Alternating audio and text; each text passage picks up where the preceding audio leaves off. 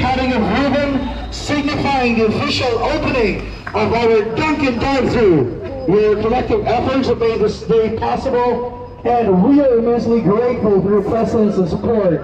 Please join me in welcoming our esteemed guests, and as we take this step forward in celebration and unity. Ladies and gentlemen, distinguished guests and cherished Dunkin enthusiasts, it brings me immense joy to acknowledge the presence of our esteemed guests who have traveled from near and far to grace this auspicious occasion.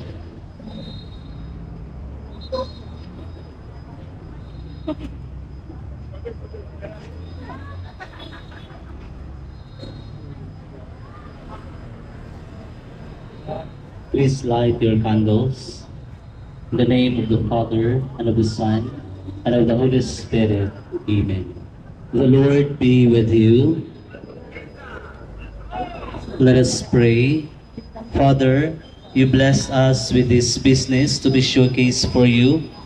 In everything that we do, bless us to never forget.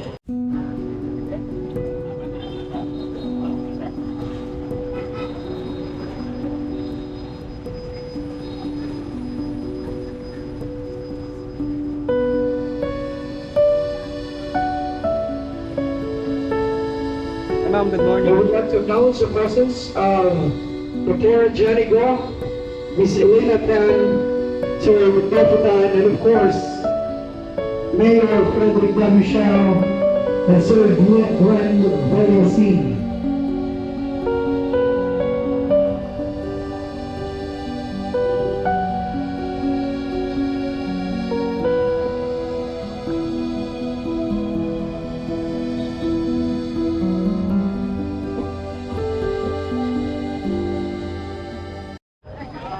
So just this day, Dunkin Drive Thru is offering 1 peso classic donuts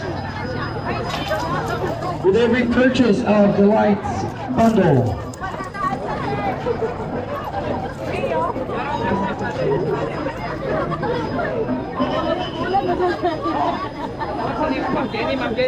So we'd like to invite everyone to come and join the fun of the newly opened Dunkin Drive Thru.